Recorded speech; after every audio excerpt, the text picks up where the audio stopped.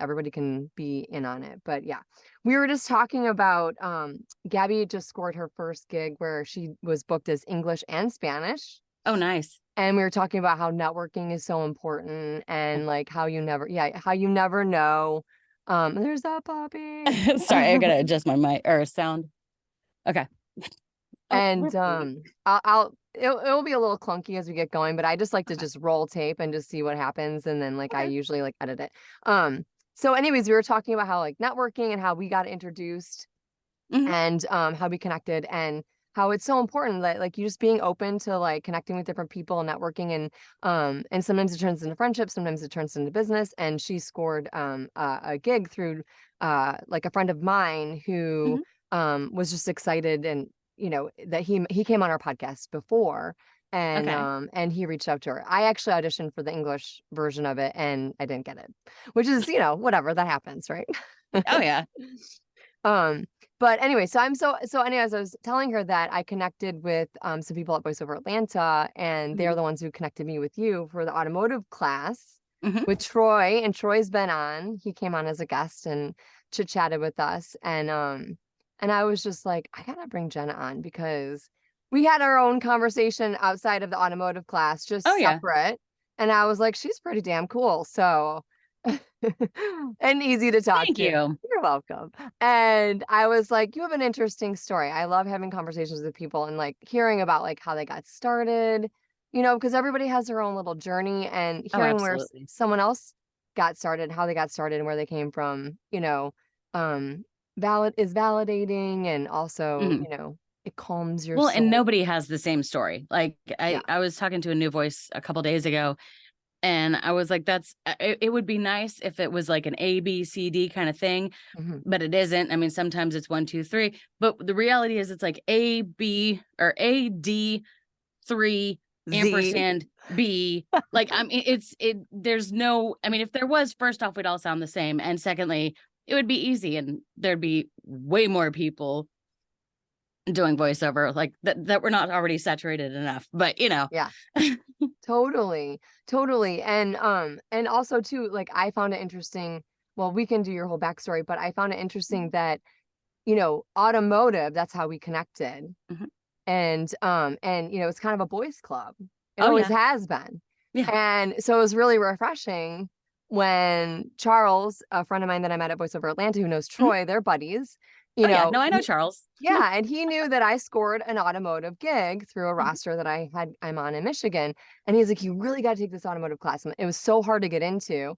And, and maybe some strings were pulled, I'm not sure. But I got invited anyways, and I was happy to be there. And it was refreshing that there was a female, you, Troy host, you coach, and talking about, and it was refreshing, you know what I'm saying? So if you want to dive into it's a different perspective. I mean, and with automotive, the nice thing is there is absolutely room for women, because there's certain deliveries that a woman can give that a man can't, and vice versa. Like there's, even for like the One Voice Awards, the fact that we've got our own category in automotive now, so I mean, it is divided. So that part's, I mean, I appreciate that is recognized, that they're two independent things. And I mean, because it was lumped together for a while, and that's great. I mean, we're all because it wasn't like it was just guys. I was nominated against the guys. I think there was 2 of us that year, females. But it's like, we're probably not gonna win it because the guys have the more dynamic, like in your face automotive spots. And that's not the stuff that we thrive in, but we thrive in that, like, Uber luxury or electric. I mean, we definitely have deliveries that are stronger, right, when delivered by us. So, and with the right brand and the right writing, and then the right production, and all the other things that line up. Right. So. Exactly. And like, I think, it's obviously like there's a point where a man the voice needs to be a male, and then there's points where there needs to be a female. But, automotive is its own beast of a genre too. Yeah. So but before we get too much into automotive, I want to talk about like how you got started. Okay. Because you were originally in California, now you're in Texas, but like you had this like whole like trajectory of how you got into voiceover. It's not necessarily like you said cookie cutter like journey. Yeah. Well, and the thing is, when I was younger, I didn't know that voiceover was a job. I didn't know that was something that you could do for a living. I thought actors did that, like, because when Little Mermaid, I'm dating myself, when Little Mermaid came out, I was like, oh, that's the guy from that TV show. And, you know, I was aware of actors that would be in Disney movies. Yeah. And I don't know who I thought did the daily cartoons where, you know, My Little Pony and He-Man and She-Ra and Rainbow Bright and all that stuff. Right. I don't know the connection that I didn't make there, but it's like someone obviously is getting paid to do that. I didn't make that connection. I was just like, I want to be a color kid. I want to be a pony. I want to be, you know, like I mean, and I don't even do animation, but that was, you know, something that I was attracted to early on. And I took a lot of acting camps, acting classes, all sorts of drama and theater and stuff growing up. And I always had a passion for music growing up. And I mean, I have a lot of training in the arts from my youth. Mm-hmm. And then obviously you get a little older and then you're aware, hey, voiceover is a thing. And it was just cool. I didn't really think about doing that for a while. And one of my girlfriends who I've known since I was 2, she's a producer in Hollywood.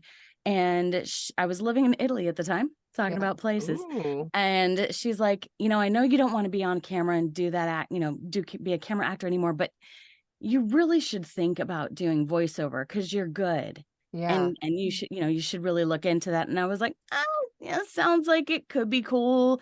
But, you know, I live in Italy. And at the time, you know, the internet was not as established and remote recording was not really a thing. Yeah. And so, you know, that just kind of simmered for a while.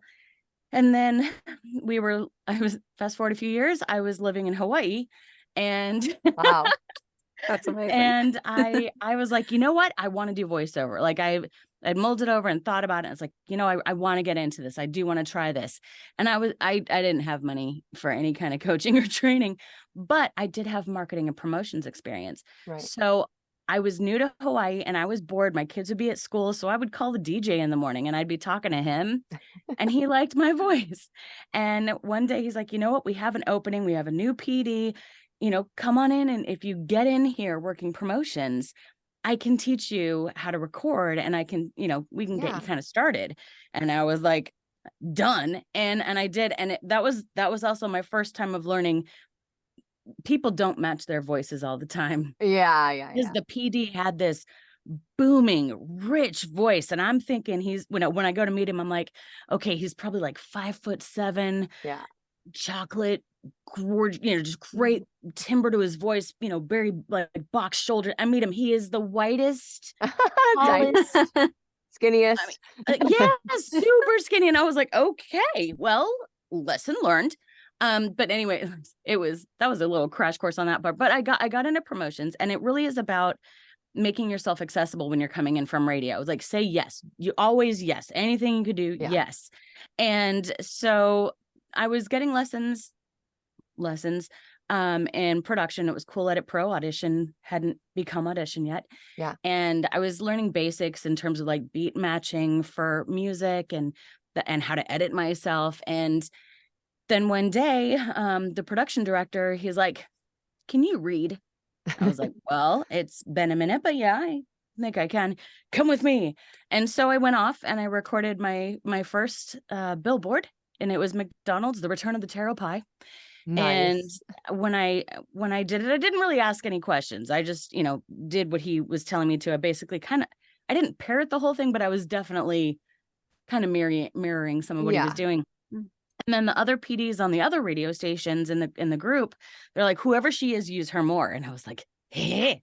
So not every time that I would go in, but every couple of times I'd be like, why am I speaking off axis, or why am I doing this, or what are you doing with the EQ on me there? Like, you know, just asking, not annoyingly. So you're curious. Yeah. Because I'm wanting to do this. Like, and I'm learning trial by fire, which is pretty much my whole career has been that way.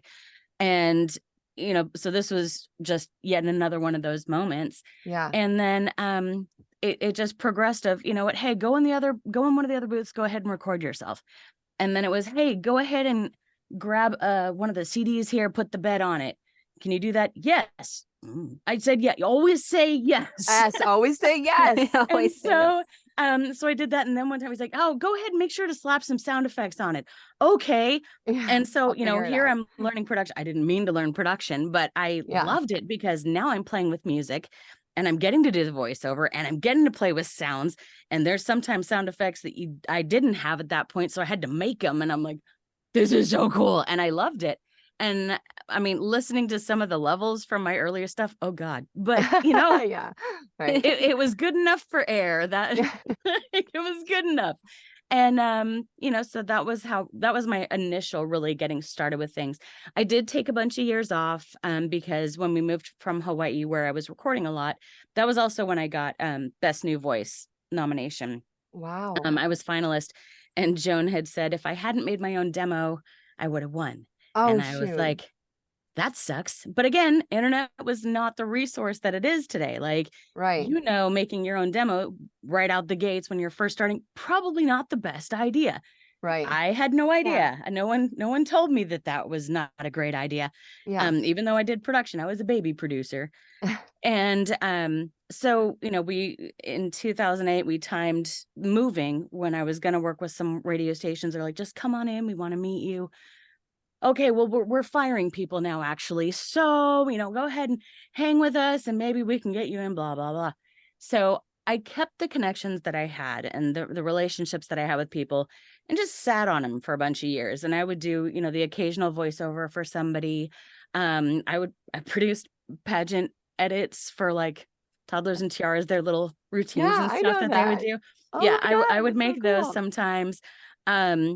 There was a couple times I made cheerleading music, which was painful because it's I like fluid, everything matches beat, and that's like just train wreck and just in your face. So Yeah. those were challenging. They're still challenging for me to make.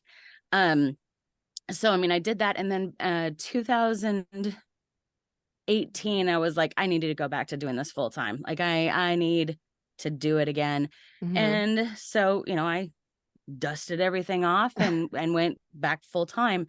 And it was I'd gotten contacted by one of the guys who had wanted to hire me back in 2008. Like, he's been trying to get my voice since 2008. Now 10 years later, he's like, hey, I know you still voice stuff, but do you still produce? I'm like, I'm rusty, but yeah, I still can. So I wound up going back to school. I went to school the first time, but I went to school For production. Yeah. And I double majored at two different colleges, and I took at one school I was doing music entrepreneurship, a certificate for that. The other school I was doing a certificate for radio production. Oh. And so I did that. And by the time I was kind of done with that, and I did it as fast as I could, I got a call and he's like, okay, the job is open. Go ahead and apply for it. And I did. And for some reason, even though he had told me to apply for it, I didn't get it. And I was very confused. And then, I talked to him a few months later and I was like, what happened? Obviously, this is my production, not my voice, but they do match. Yeah. He's like, well, what happened? And I was like, I don't like, I submitted my stuff. I guess whoever was sifting through it didn't agree with my level of experience because I had been inactive for so long. And he's like, well, we've got a couple of other production hubs. I can't give you one of the jobs there, but maybe. I'm like, no, it's okay. Just tell me how to get through the screening process, and hopefully I can get it on my own. And I did. And I was living in California at this point. Right. And this was end of 19. They're like, you need to move to Texas because we want to have the whole team together. Wow. So I did. And then 6 months later, COVID happened. We all got sent to our rooms, and I haven't been back to the studio since. I work at home now full time.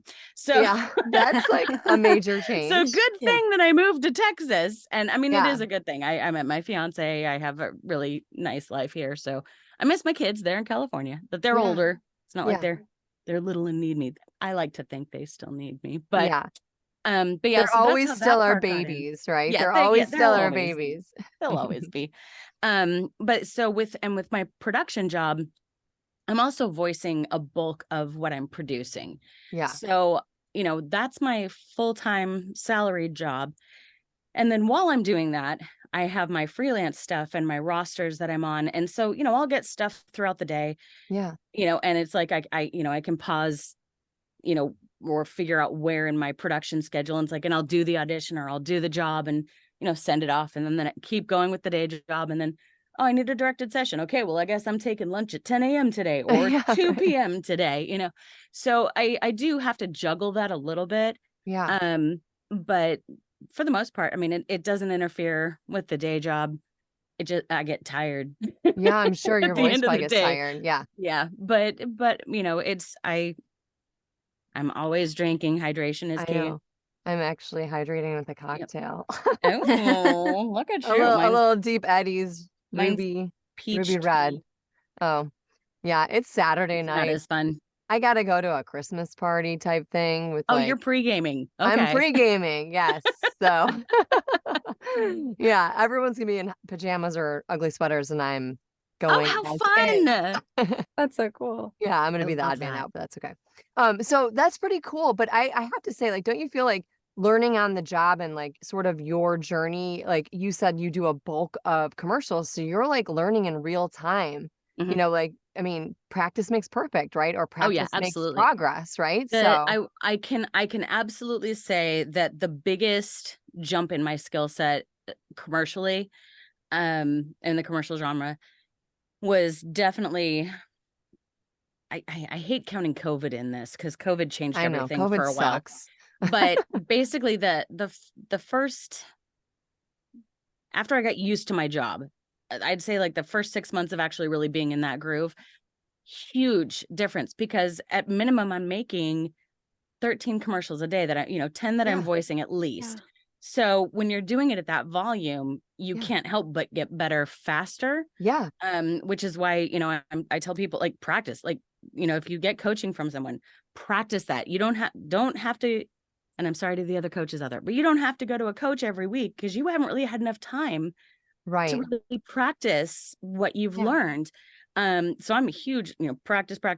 If it's choir or when I was in band, I didn't practice worth a but when it comes to voiceover stuff, in terms of the skill set and being able to do it, the reading the copy, muscle and memory.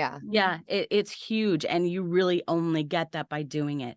So I wish I could have that kind of incremental jump more often. That'd be cool. But I don't think I'll get a jump like that again. I'll have to continue working at it like everybody else. I know, right? So did you ever cut your commercial demo? Like did you go through the channels of, because you said you did a homemade demo in Hawaii and off your homemade demo, you actually were nominated for an award, which is pretty cool. I mean, that's like a huge, it was cool to get recognized for it. Absolutely. But I was like, oh, I actually have, it was a few weeks ago. I pretty sure you saw it because I posted them on my Facebook page, like my personal one. I didn't share them with everybody. But it's the first time I've actually had samples and demos produced by other producers for me. Oh. It was so much fun. And it was for imaging because I'm trying to venture. Yes. Yeah. I'm pushing myself more that direction because I keep getting chosen to do promos. And it's just like, well, if I'm already kind of doing it, might as well market myself to do that too. Cause one more venue, one more income revenue. Always say yes, right? Yes, always say yes. So that part, it was so much fun. It was so much fun. Because I was getting to work with different producers because I did 3. I still have a 4th one that I need to make. And I'm still trying to figure out which producer will be doing that with me because I'm not comfortable enough producing imaging. Yeah. I can do this. I can do the smaller, less complicated ones, but I want like the really cool, like in your face stuff because it's my demo. Right, exactly. I want it to be good, and I don't want it to sound like my stuff. I want it to sound like someone else's production taste and flavor. So as my actual commercial demos go, I have yet to get a professional one done by somebody else. Yeah. I will be having Cliff help me do my automotive. Yeah. Sometime soon when I can afford it. It's expensive, it's expensive. And I gotta pay for a wedding. Like that's why that's why I won't be at VO Atlanta. It's like choices. Right. But at the same time, I am a significantly stronger producer than I was back when I started. So I mean, and every month I kind of do like a little recap of stuff that I've made for the month. And I do have like, diverse reads in it. So, I mean, I kind of make a mini demo for myself every month, just as an example of what I can do, and I post it on my LinkedIn, my Facebook, and all that stuff. Cause this is what I can do. Maybe I can do it for you, Yeah. Right. Well, I mean, I think that falls in line with kind of like just the entertainment industry too, with like actors, you start off with maybe creating your own on-camera demo, and then as you start getting gigs, you start replacing it with like your real gigs, so you kind of skipped and jumped right over that, and you have like real material that actually booking. And, that says something. How did you get into automotive? Like, how did you fall into automotive? Because I feel like you mentioned Cliff. Cliff is the king. I Cliff didn't is know absolutely the king of automotive. I met him and didn't even know who he was. That's my superpower. I meet people and I don't even know who they are. And I'm like, yeah, I talked to so-and-so. And my accountability group are like, I did that with Donald Duck at VO Atlanta last year, so it's okay. I was like, I know who he is, but it's, when you're sitting in a circle with people at a conference, you're just like, oh, hi, I'm Jenna. Yeah. It's like, you don't even really register that first moment who you're looking at or talking to. Exactly. But I did it to Donald Duck. Good job. That's okay. But we've all done it. But we're all guilty of it at some point. We are. And it's also like out of context too. So, but I was gonna say he's the king of automotive. And I kind of feel like you're like sort of pulling into like the space of like queen of automotive. So how did you fall into that? Okay. Because I feel like you just are like, oh, I just came in. Jen Henry's like, you just kicked in the door and was like, scoot over, bitches. And I was like, yeah, I did. I mean, from her perspective, I can totally see that. And my mom was like, you've become an overnight success and it only took you 10 years. I'm like, exactly, Right. So with automotive, as we all know, COVID happened. COVID was pivotal for women in voiceover. Well, everybody, it affected everybody. Yeah. Women, I feel a little more positively. And one of the things that happened was, first off, car parts now have shortages. Right. And I started getting more automotive stuff. I mean, I noticed people casting me like on my rosters. I'd never really done automotive before. I'd done like one before 2020. And I started getting cast for them and I was like, interesting. And then, that was outside people. And then even for the day job, I would get some every once in a while. And I was just like, huh. And the thing is because the automotive industry didn't have cars to really sell at that point. Right. So they had to sell service. And that's where, a trusted female's perspective is going to be important to have. Yeah. And so like I said, I didn't know at the time why. And that's interesting. And the nice thing, so I did that, just kind of blindly, just doing them as they came, just kind of, guessing my way through it. Mm-hmm. And just, I happen to have good instincts for it. That's just not dumb luck, but kind of dumb luck. Yeah. And so then, One Voice conference, once everything started to open up again, it happened and it's here in Dallas. And it was actually my first conference and I went and Cliff was doing an automotive class and I was like, I want to take those. And I did. And the first time I was reading for him, it was at one point, it was kind of like a tennis match for a minute, maybe ping pong. I don't know. Yeah. But it was like, I did the read and then he's like, well, do this. And I do it. Do this. You. Yeah. Yeah. I mean, but he was just like, I mean, it was this fast and it was so much fun. Yeah. And then like I had stopped him. Actually Andrew had stopped him and introduced me.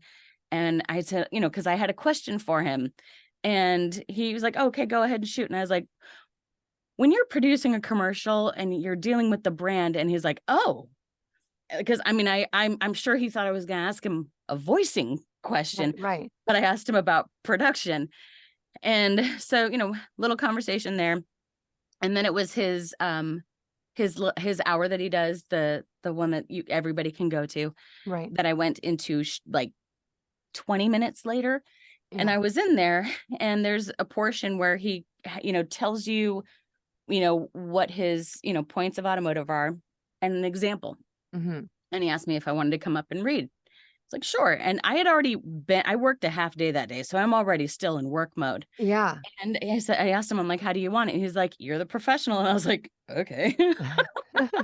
And so I did that read with him, and I did flub. I think it was like the 7th or 8th one. And even though I have no mic, I just instinctually just did my snap and, started the line over. And he just kind of was like,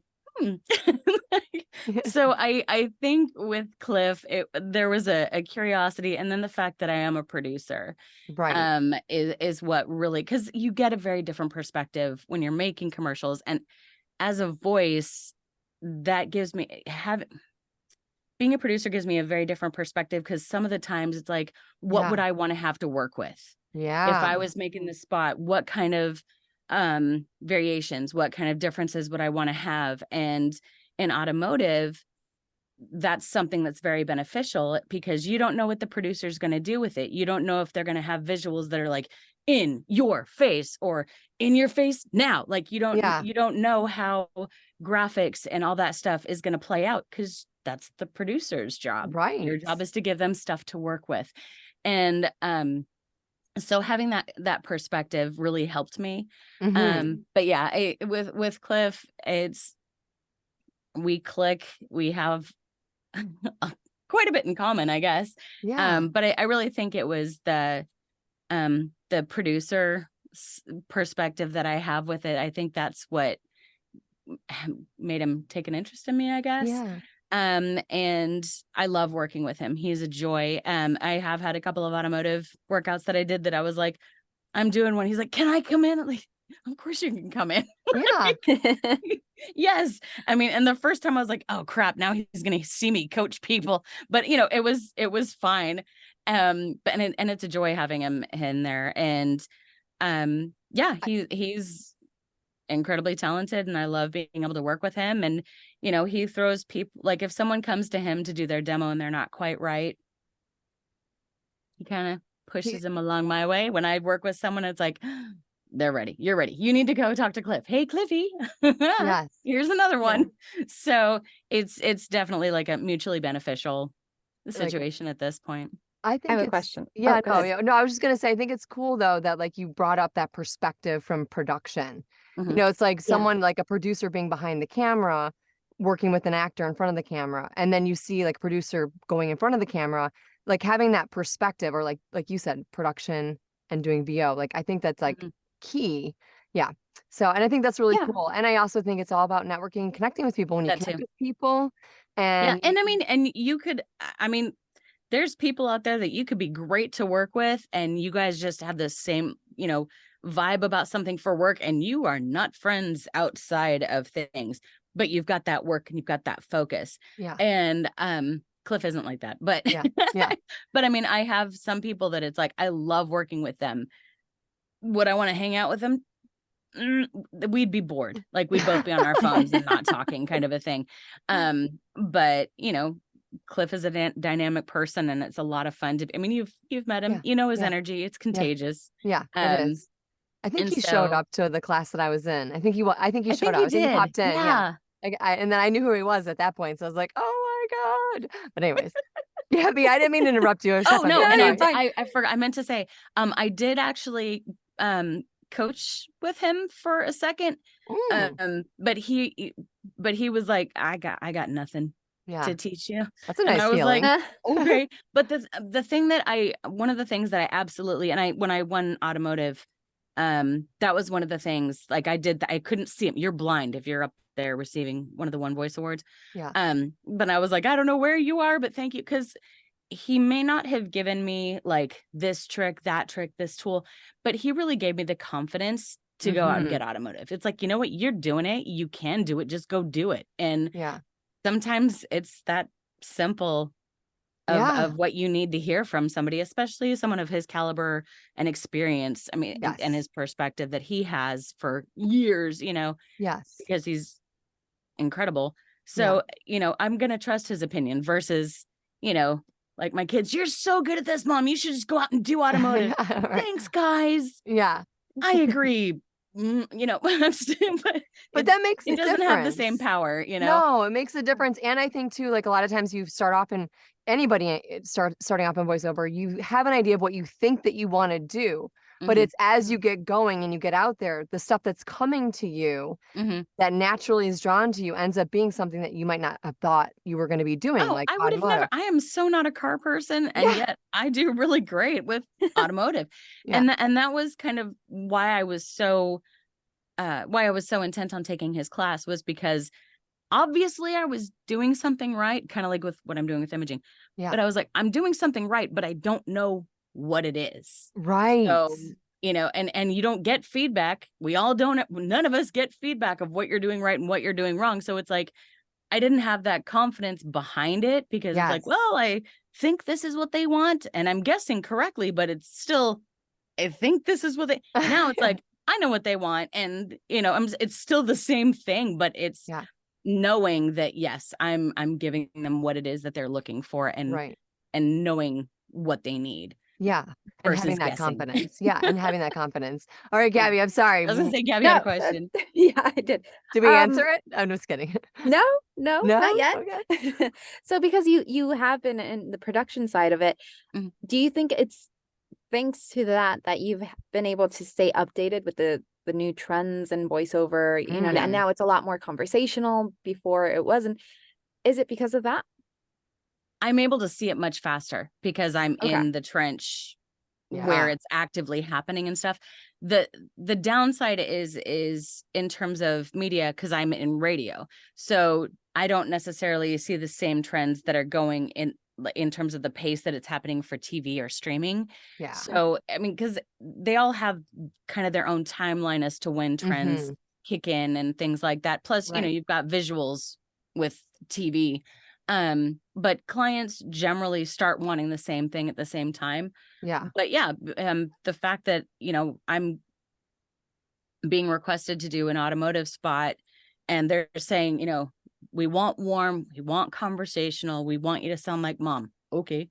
Yeah. You know, and then, so I started seeing more of that. And then, like, again, since it was 2020, it was, we need compassionate, we need, you know, hopeful and all this. I can't tell you the number, like it was so strange watching the commercial progression during 2020, because it was the first week I was doing so many animal shelter commercials Wow. of, come take these, you know, please take home an animal, foster an animal, because You're home by yourself.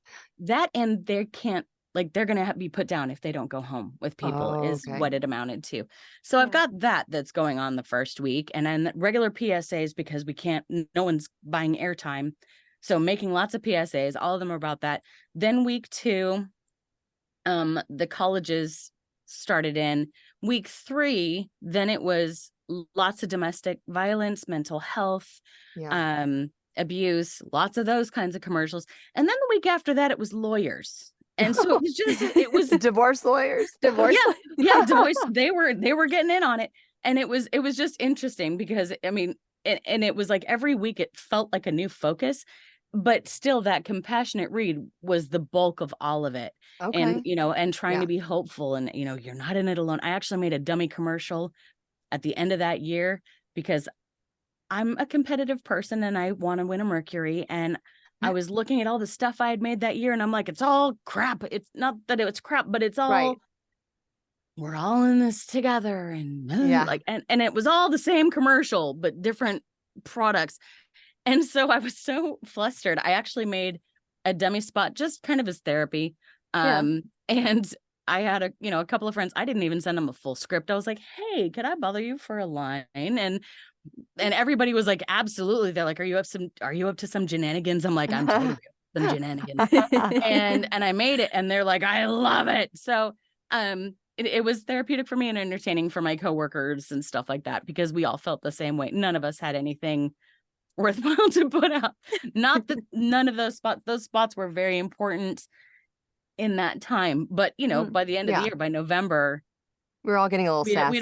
we're like, we want our lives back. Yeah, you know? we're all a little sassy. We're all a little like closed exactly. in. We're done being in our room. Let us go. Yeah. I I don't want to be in timeout anymore. Yeah, I'm done. Exactly. So I think I have no doubt that being a producer really helped me be aware of the trend before it happened. Yeah. And I wound up making a fresh demo for my commercial demo for myself, and all the demos that I wound up making for other people that year all had a COVID. I mean, it's called a COVID read, like that.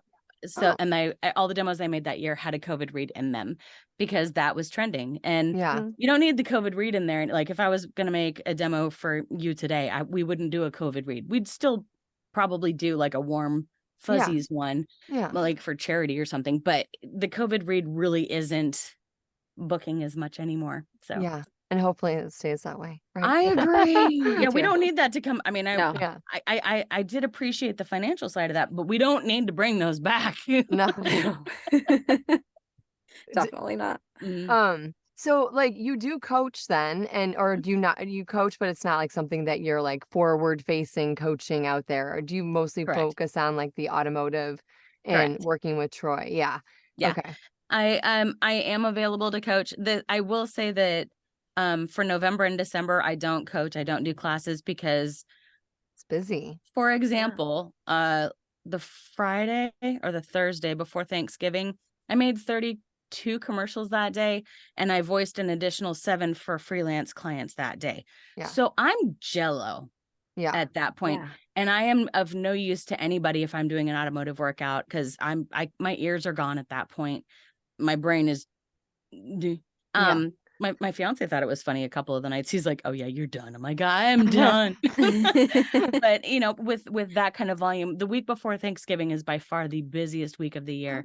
Yeah. So I'm not really of any value if I was going to be coaching with somebody, or even in the workouts giving coaching there, because I want to be able to give you my attention and my focus and my experience. And if I'm jello, I cannot do that. Jello.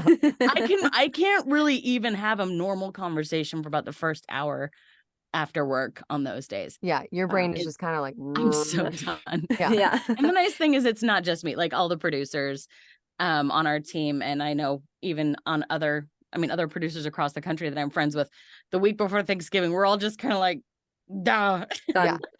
I don't know how if anyone who does any coaching as well as producing that week, kudos. Yeah.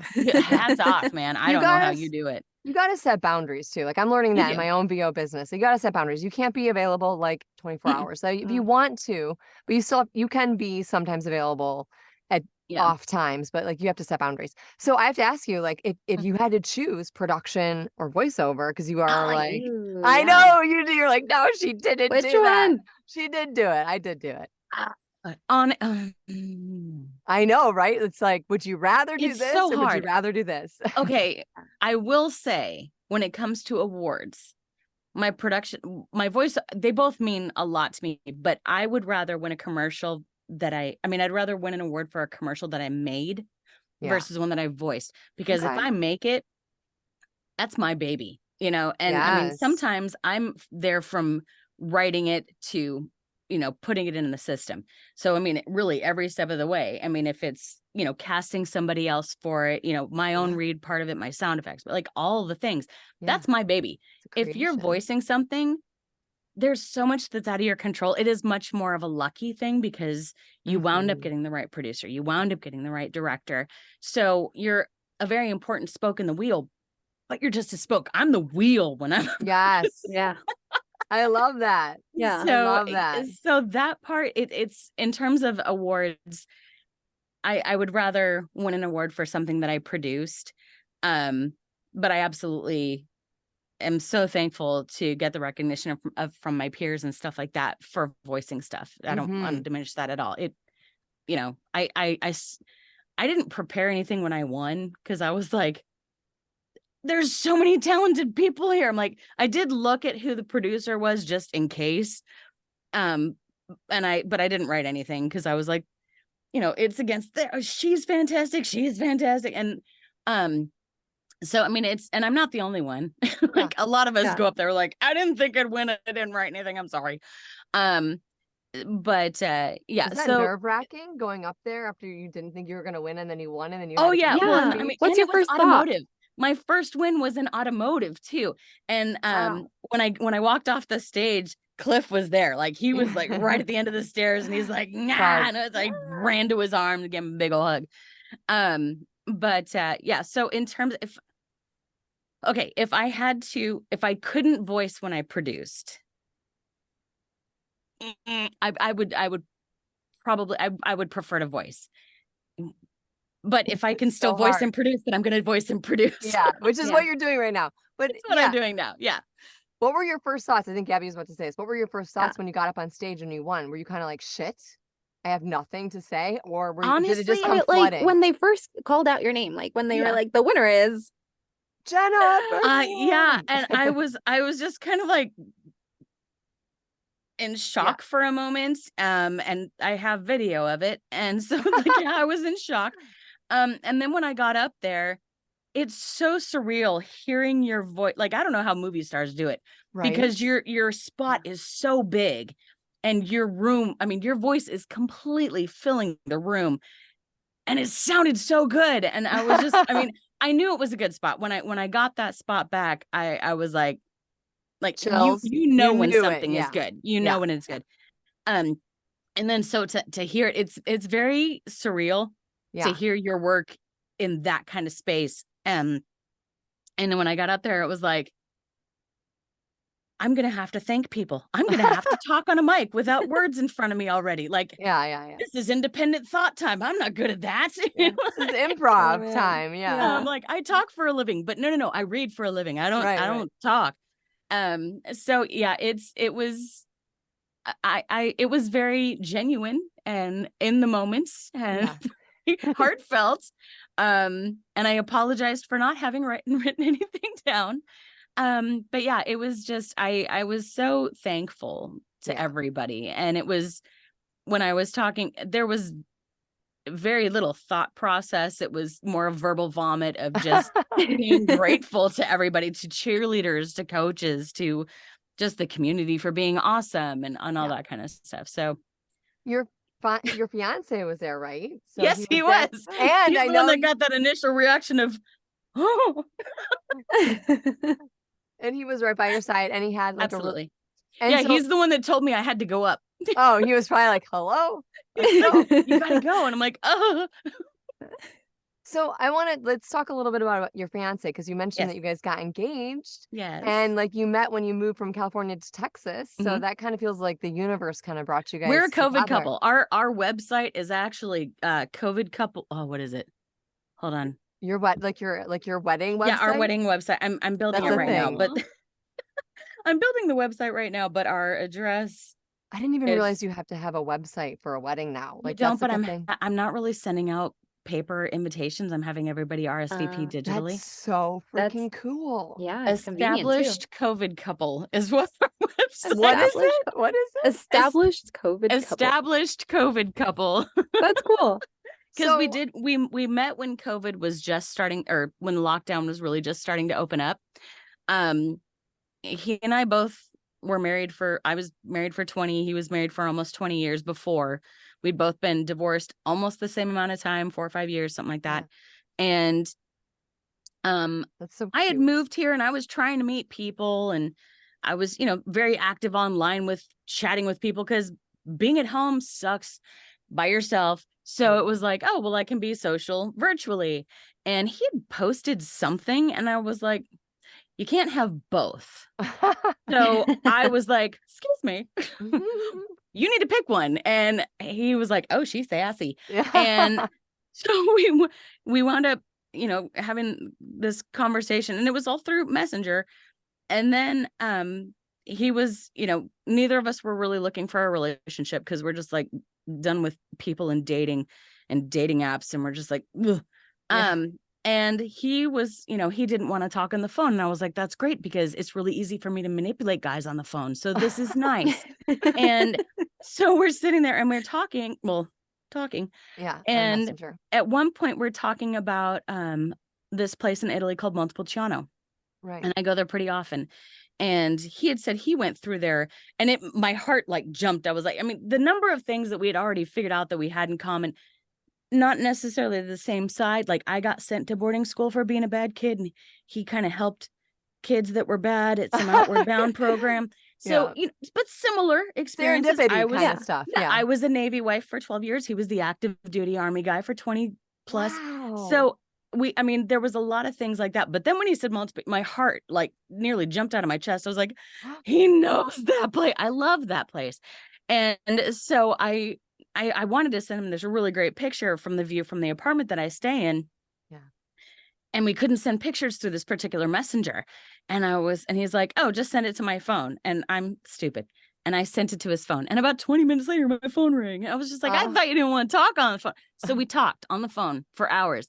And then the next day, more hours. And then I think the day after that, we literally spent the entire day. I'm, pausing or muting him so I can record intermittently. And then I was like, oh, crap. I like him. No, it's fine. I can push through that. We can be friends. I can get over that. Yeah. I was wrong. I could not get over that. And I told my girlfriends about him, and I was just like, I really don't know what to do. Like, and I mean, we'd agreed that we were gonna meet and hang out. And I was like, how am I gonna get through? Like, I'm asking them for I'm not like an old woman, but I was like, I'm too old to be having this dilemma kind of a thing. You're not a teenager anymore. It was, but it was kind of like being a teenager. Yeah. And I was just like, I don't know what I'm gonna do, because like he doesn't want a relationship. I'm supposed to not want a relationship, and I'm hella crushing on this guy. Yeah. And they're like, yeah, you're really confused. And it's like, you're not helping. And so then I wound up, I met him like the next day, and we clicked. We weren't going to be friends. Yeah. It was too obvious. I made the mistake. He blames me.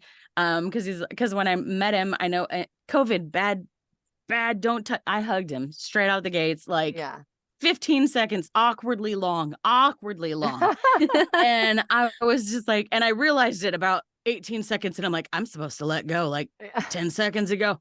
And but so he says that's my fault, but I'm like, but you shaved and you knew that I preferred baby face to bearded. And he's like, yeah. So I'm like, yeah. So we were both definitely. You're in it to win it. Yeah. Yeah, we were. And then, a couple of my girlfriends like, you guys are just like two trains just going. I'm like, that sounds really dangerous. Like if you got two trains, like fine, then magnets, those super magnets that are just attracted. I was like, that's better. Right. So that was us. And, we've literally talked every single day since with that first phone call. Yeah. Even when I'd be in Italy, I'd still call and be like, hey, I just woke you up. It's 2:30 in the morning. I'm so sorry. But I'm not sorry. I'm sorry, not sorry. Guess what I just saw, I love but that. yeah, so it's been really fun, and conversation is huge. And when I was telling my mom about him, I love accents, voiceover people. We all kind of have our favorite accent, right? Yes. Okay, well, since I was little, I've always really liked a Scottish accent. He was born in Glasgow. Oh, he's Scottish. Yeah. Wow. So he's got a Scottish accent when he wants to, because he turns it off most of the time. But then he moved here to the South. And so and when he was in the military, the Southern accent was very strong. So he has that one as well. And I'm a sucker for a good darling from a guy. Yeah, right. And so I was like, oh, but when we talk, he normally mirrors back neutral to me, which is fine. But like, you're like, give me Scottish. He has two of my favorites just in his pockets, and he does not do voiceovers.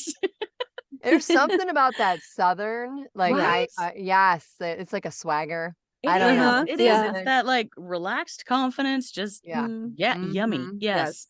Yes. I like Australian. So he's got two of my favorites right there, and I'm just my mom thought it was funny, and she's like, "You do realize Scottish has been your favorite accent forever?" And I was like, "Oh meant yeah, to be. Yeah, it's meant to be. It is. It's inspiring. It's really was inspiring too, because a lot of times people just have a hard time finding another relationship later on in life after you've been through like a really lengthy relationship that just for whatever didn't work out. And so it's inspiring to hear someone else like have like a really like well, and it's been really funny with planning the wedding and stuff, because again, we've both done it already. So right, like we're a new bride, she might be freaking out. I mean, I know I did the first time. It's like, oh, I need this, or we need to have this, or what happens if this? We're both of us this time, we're like, nah, don't really need it. Yeah. Although I really, really want a couch. I'm renting a couch because like I want to have some pretty pictures on it. But like You're so that's not necessary, but apparently that's something that I really, really want to have. That's But yeah, so it's in terms of planning it, it's been pretty cool. And I'm further along than I meant to be, just because I you know I what like you shopping the like. sales. I like shopping the sales, and everybody had yeah. Black Friday deals. So I realistically, I probably don't need to do anything for another 6 months. I like really, I'm good. You're on I can top of take it. 6 months off at this point. But no, it's been a lot of fun, and so and with the timing of everything, it was the busiest time of the year for voice work for production, and I'm making bookings with venues and photographers. And you're planning a wedding. Yeah. So yeah, so I was busy for a couple of weeks there. That's okay. You might as well just add it in. It's chaos. Exactly. Everything's already chaos. Let's just put it all in this, lay put it all in yeah. the bin. We'll just see what happens. It's a beautiful chaos. So Yes, she's it glowing. It You're is. glowing. I thrive in chaos, oddly. Yeah, So obviously. So is it stateside or are you guys going over? no, we're gonna have it here. Okay. We're gonna do it at the end of 2020. Well, towards the end of 2024. We really wanted October, but all the Saturdays at the particular venue we wanted were taken. Of course. But they yeah. had one Sunday left, and I was like, "Yes, take it." I'm like, I hadn't even seen it. I was like, "Just yes, down, yeah. tentatively, yes. When can we go look at the place?" And 24 hours later, we're like, "Yep, nope, this is the one." So Aw, we booked it. But it's on a Sunday, so that's okay. hopefully. But Columbus Day is the next day, so maybe some people will have it off. Yeah. Yeah. Hopefully, right? I know I'll take it off. I'm not going back to work the next day. You might want to take I'll like be a week off. recovering. Yeah. So I know I'm gonna take up your whole night. I know we're kind of winding Oh, no, things you're good. down. But Gabby, I know, has the final question, and I might Yes, just you do. skip our like crazy question. I usually have a crazy. I do have two crazy questions though. question. Do you speak Sure. Italian because you go to Italy? Oh, all the that is a time? good I question. understand Italian much better than That's I so speak cool. it. For me, I lived in Italy. Well, we were stationed in Italy for 4 years in Naples. And so the Italian that I know is more for that region, but I wind up staying in Tuscany all the time. So it's slightly different up there. Yeah. But I get really shy because it's such a beautiful language. And I feel when I say it, I'm butchering it. And I Yeah. don't want to do that to their language. When I lived there, we went to Germany for the weekend one time for some Girl Scout. I was a Girl Scout trainer. We went up to Germany. I spoke Italian as soon as I crossed the border. I would speak Italian conversationally. Like I could buy and shop in Germany using Italian. But yeah, in terms of my my Italian at this point, I can buy gas, I can shop, I can order food. That's cool. I mess up. Someone asked me what time it was, and I responded with numbers as opposed to 3:15. Yeah. So I did recently get Rosetta Stone so that I can do a little bit better next time I go. But everybody in the town, because we do go there so often, they know us and they use me as an opportunity to practice their English, which I'm like, okay. Yeah. There was a That's cool. kindergartner that was learning English, and he was sitting there in one of the stores, bad the boy, bad the boy. And I started laughing because I was like, of all the things to teach the child. And so they asked me, like, would you mind talking to him? And I was like, absolutely. And so we had, little conversation. Hi, my name is, how old am I? Yeah. And he would ask in English and I would answer in Italian because that's about the level that I'm at. And so it was a really cute moment. And, then I was talking to the shopkeepers and I was like, so, blah, blah, blah, curious about why this language out of all the others, because it's not really a American touristy location. Yeah. It's more of a European touristy location for that city. So, just the curiosity about like, why do you guys want to teach him English? Like you have so many other languages that are easier for him to learn and are closer. Like, why this one? Right. So it was, it was a cool, cultural exchange kind of a thing. Yeah. But yeah, I do not speak Italian to the level that I would love to, but I can understand it significantly better. So that's pretty cool. Awesome. Yeah. What was your second question? That was my second question. That was a good question. Yeah. What advice would you give your younger self? Yeah. Take a business class. Yeah. That's a great one, actually. That's a really good one. That's a good answer. In terms of, take a business class, business course, business certificate, something that teaches you, in terms of figuring out finances, CRMs, all the nitty gritty businessy sucky stuff that we have to do. Then that's so I am fun not, stuff. I struggle with that on a regular basis. Half my stuff is still Spiral Notebook because I'm too stubborn to plug it in. Right. But yeah, that's definitely because when you're first starting out, you don't realize, it's like, oh yeah, I'm my own boss. Yeah, no, you're your own boss. You are your own business company, president, secretary, finance, HR, you're all of the things. Accountant. So yeah, that's, I would have, if I could have told myself when I was, and I'm talking younger, because I don't think I could do statistics and stuff like that even when I went to school this last time. But when I was younger, like, I would have definitely been like, you know what? Take some business classes, maybe a management class, just to really feel good in that genre. That's a really and same with marketing too. Yeah, because you don't think about that when you're creative. You're like la la la. And I had everything on a notebook too until just recently. I'm changing over to like a actual businessy kind of platform to be able to plug things in. I am going to ask a little fun question because I think it totally fits really quickly before we go. No, of course. What did 10-year-old you want to be when you grew up? I feel like you almost answered. Yeah. Gaby? 10-year-old me. You know what? I have the same answer because I watched the cartoons and I was like, I don't know what it is that they do or how they get there, but that's that. Actress made sense. Totally. I still had the strawberry shortcake, like little like mini record player, and I had like a little microphone. And I remember being like in the mirror and being like, and thank you, and thank you. But like it was like decades later that, and it's funny to remember something like that because you don't really think about it. And then all of a sudden you're like, oh yeah, I wanted to do this. The woman that I am friends with, that I've been friends with since I was 2, that she's in Hollywood. A couple years ago, we were messaging on Facebook, and it's like, who would have thought? Because we had a show. We had our little boom box and our mic. Yes, and it was called Stars of Tomorrow. We had it was a show. We had, we used, I loved Tracy Ullman at the time, so I would try to do accents like her. So I would be a guest, and we would take turns doing so.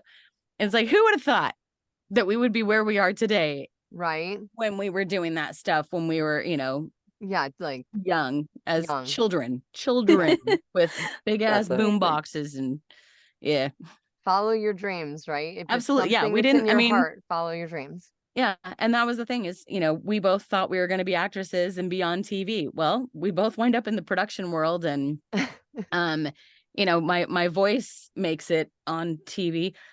So, on the big screen. It's kind of, so it counts. Would you ever go on screen? I have done bit parts, extras. I've also done some crew work for a couple of movies. That was when I was in California, in Sacramento. And it was because I had friends that were producers, directors, filmmakers, and just supporting each other. So, I'd get a call, hey, can you come out and help us on set today? Sure. And so a lot of it was just kind of fly by real quick, help us out. There was never really there. I did that. Oh, was it 10 Reasons? 13 Reasons, that suicide TV show. I can't remember the name of it. Well, you'll remember it later. Yeah. We'll come back to but it. I was an extra. I was an extra on that one, so I got paid decent. But for the most part, all the other stuff, it was like, feed me. Yeah. We're good. Meals. Yeah, exactly. Feed me, pay for my gas. We're good. Yeah. So I do have a couple of movie credits to my name as crew as well as extra.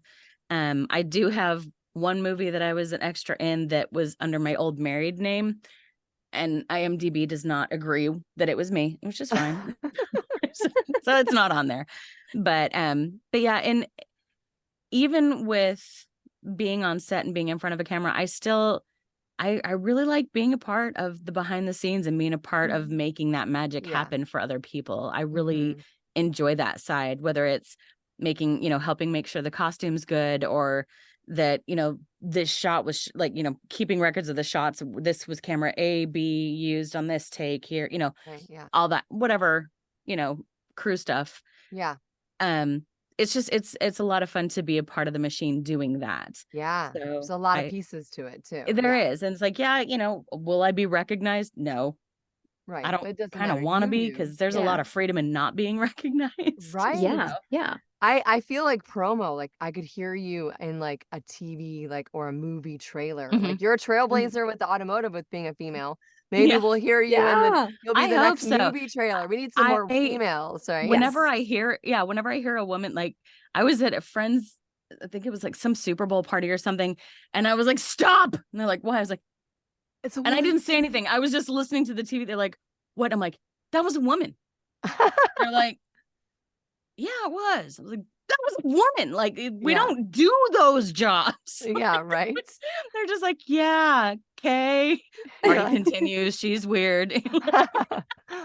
But anyone else would be like, oh my God, that's amazing. Yeah, exactly. Like if you guys would be right there with me, like, oh, yeah, she girl did it. power. Who is she? Yes. We gotta find out who she is. Anybody know who she is? Who is she? Yeah. Google but the spot and find out who she. Yeah. Go on iSpot, quick, figure it out. Yeah.